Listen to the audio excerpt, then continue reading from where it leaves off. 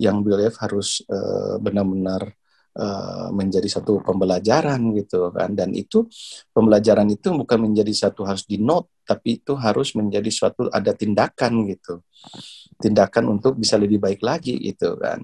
Contohnya juga kita bicara seperti gini simpelnya.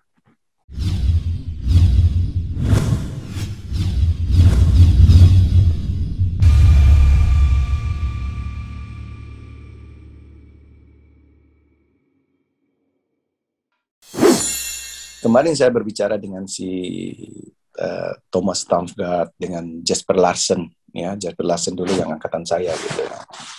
Saya bilang gini, badminton ini kalau sekarang yang atlet tenis atau atlet sepak bola atau atlet profesional olahraga yang hebat basket datang nonton badminton, mereka akan bertanya-tanya, itu service chatnya itu berdiri dengan ada 2 tiang berdiri di depan dia itu untuk apa?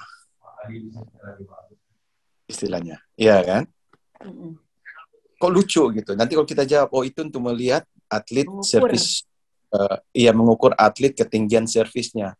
Dia pasti kan ketawa kan? Ketawanya begini, ini pertandingan bukan antar SD loh. Ini pertandingan udah atlet nomor 1 dunia, atlet dunia. Kok masih belum bisa servis sih? Kok masih ada salah sih? Gitu. Istilahnya, ya kan?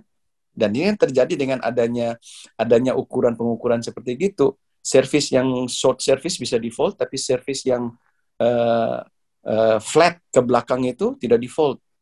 Kan not make sense kan? Service short default, tapi service shoot ke belakang itu dengan datang bolanya flat itu tidak default. Ini kan sesuatu yang bisa dibilang lucu gitu. Nah, ini menjadi satu yang kita harus lihat. BLF itu harus banyak yang harus dia bisa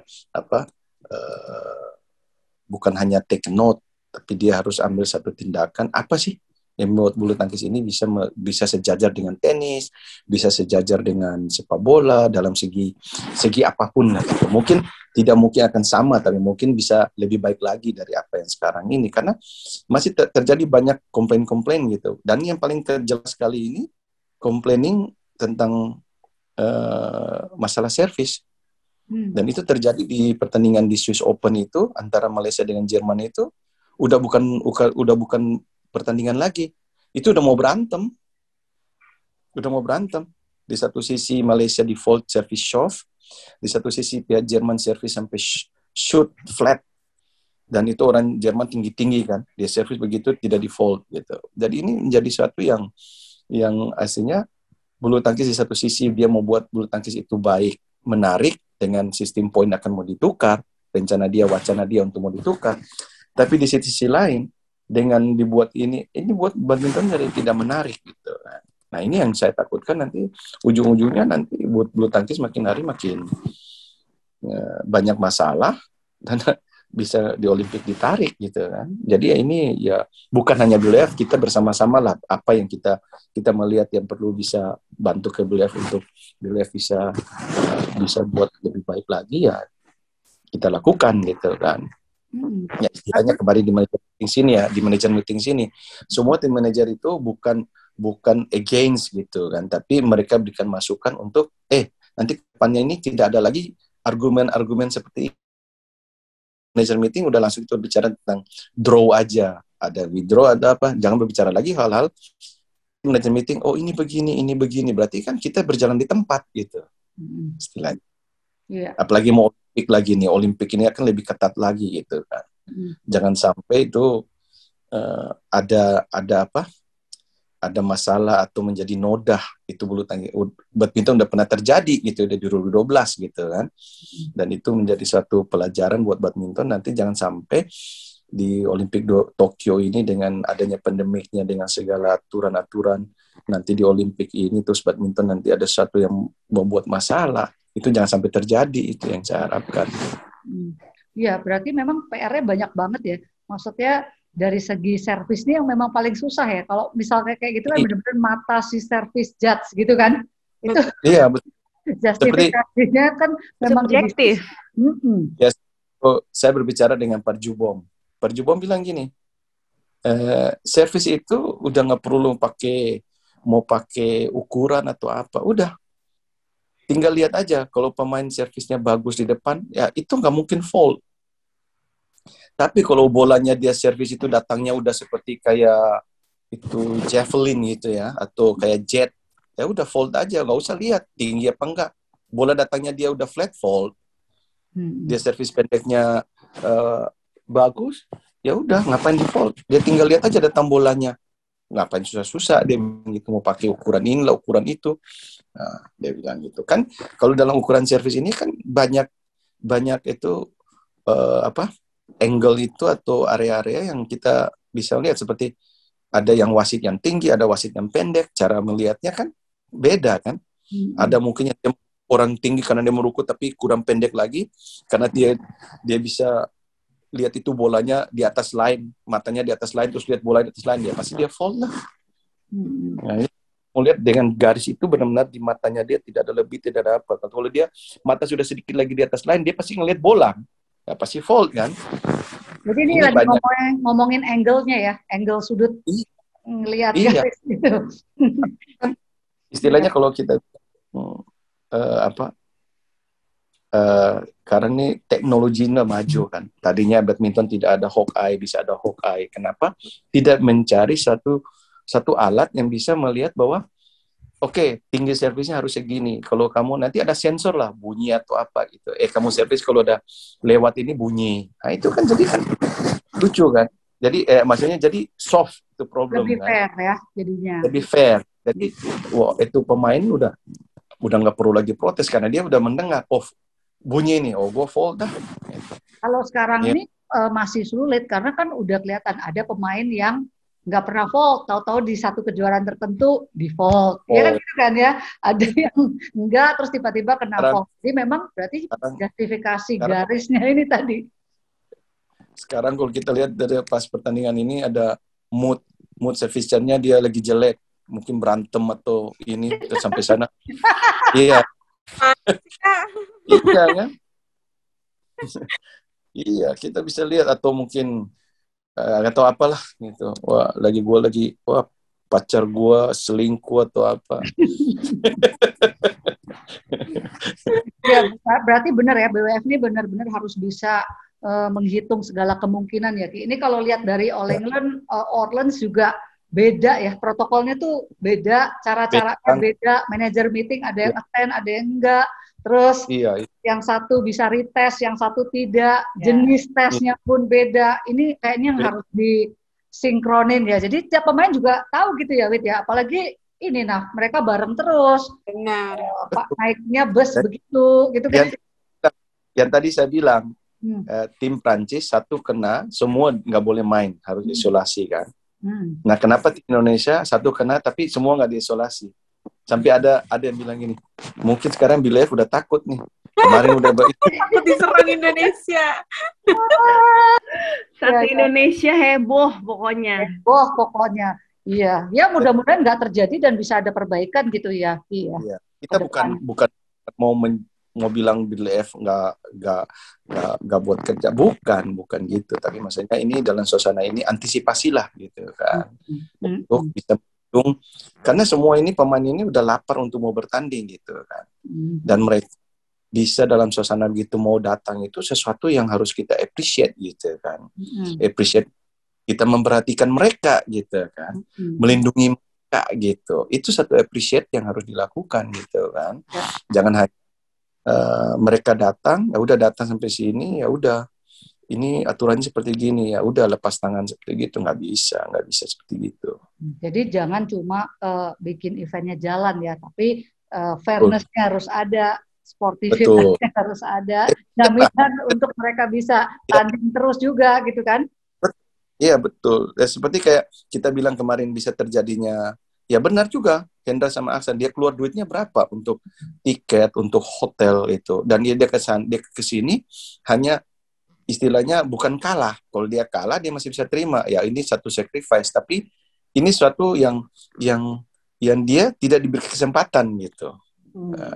Ya kan? Dan itu kan kita bisa melihat bahwa Hendra Aksan punya nama besar, ya mungkin mereka dapat sponsor itu gampang, dan mungkin adalah bisa membiayai mereka ini kan. Tapi kalau ada yang pemain banyakkan Europe yang mereka lebih independen dan bikin uangnya pas-pasan, kalau bisa terjadi seperti itu gimana gitu ya. Nah ini banyak yang harus dipikirkan. Ya itu tadi saya bilang harus appreciate gitu. Jadi pemain udah berusaha untuk datang, kita harus melindungi mereka gitu. Jangan hanya ini begini loh lepas tangan, nggak bisa caranya gitu, nggak bisa. Jadi supaya nggak banyak ikan mas koki lagi gitu kan kalau misalnya. Betul. Megap-megap. Iya. Megap-megap. Kalau megap-megap kan di suasana pandemi kayak begini, di satu sisi pemain yang ini punya sponsornya pas-pasan, itu kan juga iya kan istilahnya. Oke, udahlah ya ngomongin soal kejuaraan memang tidak ada habisnya. Ki, mau nanya, itu tadi ngobrolin soal kepelatihan di Thailand. Jadi, Ki, yang maksudnya mereka itu diperbolehkan latihan di klub, ya bebas gitu ya maksudnya Ki? Atau gimana? Iya. Ya, jadi sistemnya begini juga kan, di klub masing-masing kayak Bantong Yacht, di SCG gitu kan, mereka punya sistemnya gitu. Kalau untuk dapat sponsor seperti kayak Ratchanok itu di Bantong Yacht itu banyak sponsor akan bisa datang karena nama besarnya Ratchanok gitu kan. Nah, seperti SCG juga gitu. SCG itu dia mesti mau di klub itu untuk bisa dapat sponsor dan bisa dapat dana itu kalau mesti mau ada pemain yang bagus untuk bisa mengangkat itu klub dan sponsor itu bisa membiayai mereka gitu kan, seperti gitu. Dan itu akan bisa menjadi satu perputaran di klub gitu, karena di klub itu mereka punya sistem begini, kalau ada nama besar itu banyak orang mau datang dan itu dikenain biaya gitu kan, mau latihan dikenain biaya gitu. Jadi sistemnya kan mereka itu bisa pelatih di klub itu justru kerjanya lebih capek dari kita di nasional tim gitu kan, karena mereka tuh bisa kerja tuh sehari berapa kali ini dari jam ini segini karena itu orang banyak yang datang untuk berlatih. Di situ kan perputaran uangnya dari klub gitu kan. Nah, sistemnya begitu. Jadi pertanyaannya Ki, itu menjaga kualitasnya gimana kalau seperti itu? Maksudnya kualitas yang mana gitu? Di mana? Kualitas pemainnya, karena kan mereka pemainnya ya. Iya, di klub itu juga kan ada pemain-pemain yang baik juga, pemain yang dari junior yang udah dilatih gitu. Ada beberapa yang mereka udah menyiapkan, ada yang untuk sparingin gitu kan. Ada pemain yang dari junior yang baik mereka udah buat program untuk sparring seperti untuk kayak Raja Nok untuk dapat sparring, udah ada orang untuk siap untuk menjadi sparring gitu. Kalau dia perlu 2 lawan 1, tinggal ya udah komunikasi antara mereka dengan ada satu kontrol kan di mana di Bantong Yacht itu kan headnya itu si Patapol itu kan, si Patapol. Jadi dia udah atur semua klub semua pelatih ini kamu pegang ini, ada pelatihnya untuk memegang orang-orang pemain yang datang untuk latihan kayak private gitu. Nanti ada pemain yang untuk pelatih yang memperhatikan pemain yang untuk achievement gitu, performance. Nah dari situ untuk bisa diatur. Nah untuk pemain yang sudah menjadi kelas dunia seperti Racano, Kulawut ini, si Priyapon ini ya, mereka udah akan disediakan sparring juga gitu, udah diatur oleh Patapol dengan para pelatih gitu, sparringnya gitu. Eki, kemarin di All England kan Thailand mencuat banget dengan meloloskan tunggal putri ke final ya Kak ya. Boleh minta komentarnya nggak Kak? Ya pertama satu ini si Papawi. Ya dia memang pertama tuh di national team. Nah di sini juga gitu di national team itu kita lebih cenderung memperhatikan semua merata gitu kan, tidak ada memperhatikan secara individu gitu. Kalau individu ada pemain yang kita set program, kalau dia mau individu bisa, tapi secara keseluruhan latihan semua itu kebersamaan. Nah ini dia akhirnya keluar dari pelatnas gitu. Dia sekarang udah berlatih di klub sendiri gitu kan. Nah itu dengan itu benar-benar udah siapkan segala sparring buat dia gitu. Ya memang yang kalau saya udah lihat itu memang dia dari suatu, dia kalau bilang juga itu dia next generation-nya untuk siapa? Pengganti si Ratchanok gitu kan. Nah, jadi istilahnya penampilannya dia itu sangat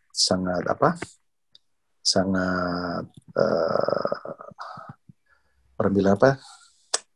ada satu perubahan ya dalam segi, karena mungkin di latihan dia itu lebih terfokus individualnya dia gitu, jadi benar-benar fokus ke dia, jadi dia punya volume latihannya, terus jam latihannya itu lebih ini. Memang karena dari segi fisiknya masih belum kuat lah, dari segi fisiknya belum kuat, dari secara permainnya udah ada perubahan, udah ada peningkatan gitu ya, dari segi apa, stroke-nya, cover court-nya, dan juga apa, ambil poinnya itu sudah berkembang pesat, memang banyak bagusnya gitu ya. Tapi memang dalam unsur fisikalnya itu untuk bersaing di top elite-nya ini ya memang perlu peningkatan juga gitu. Untuk Thailand ini kan juga pemainnya tuh munculnya beragam dari berbagai sektor, kayaknya ada kekuatan-kekuatan baru. Kalau Kak Eki sendiri bisa mention nggak sih Kak, siapa aja nih nama-nama yang kira-kira ke depannya bakal jadi kekuatan dan ancaman lah untuk badminton internasional? Ya kalau kita bilang ya, di tunggal putri kan kita masih punya si Ratchanok, kita punya Busanan, kita masih punya sekarang yang ini Ponpawi lagi naik, terus kita punya sekarang si siapa? Piapon ini kan yang muda. Kita Yapon ini.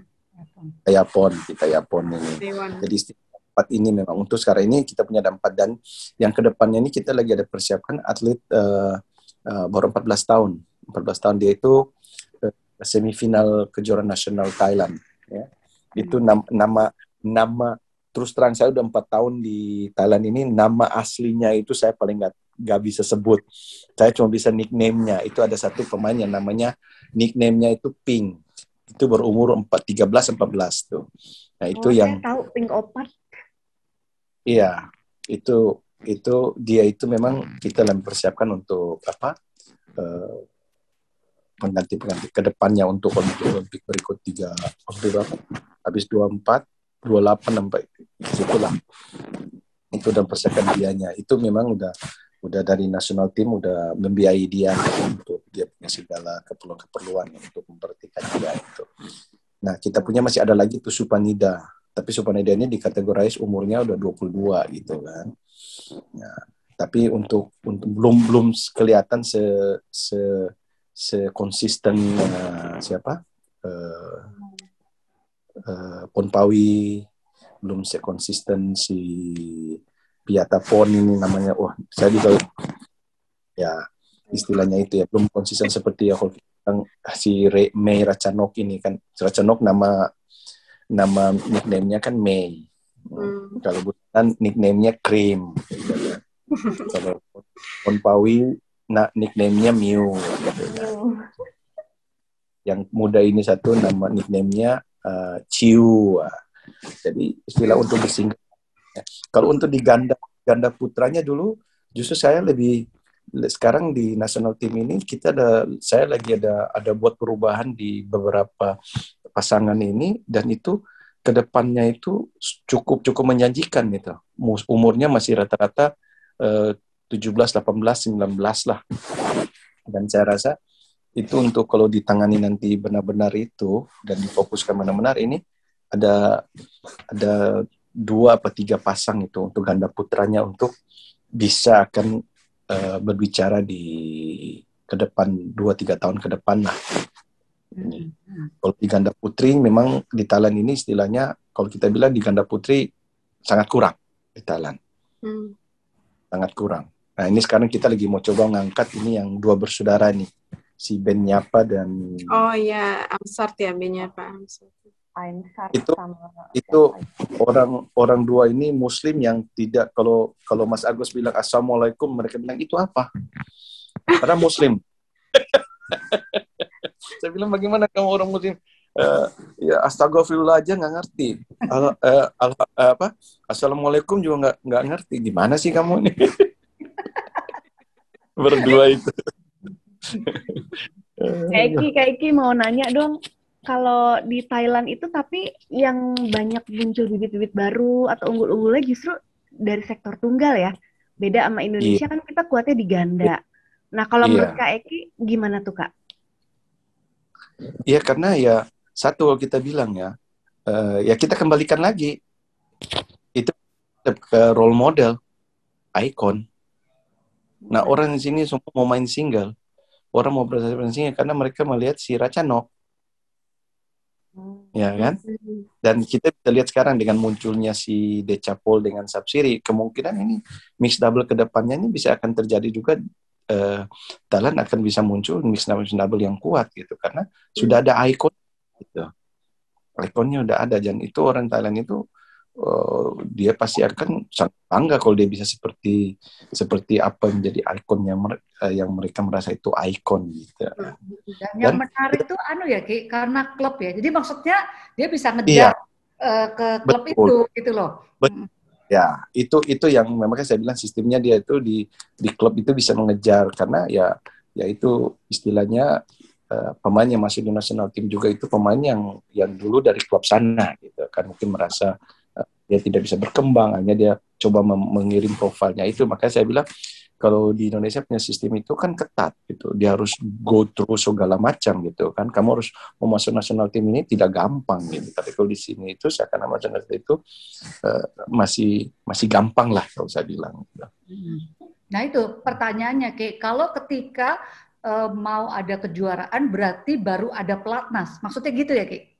Maksudnya baru mereka tuh kumpul semua atau kejuaraan itu aja atau gimana? Kalau untuk kejuaraan kayak Asian Games, SEA Games, Thomas Cup, Uber Cup, Simon Cup, baru itu ada latihan bersama juga, tidak latihan bersamanya yang rutin gitu, mungkin dalam seminggu berapa kali. Jadi kita mengatakan ini dalam satu minggu ada 4 kali. Nah, mungkin satu hari latihan di national team punya tempat, satu hari latihannya di Bandung punya tempat, satu hari latihannya di SCG punya tempat. Jadi kita putar aja begitu.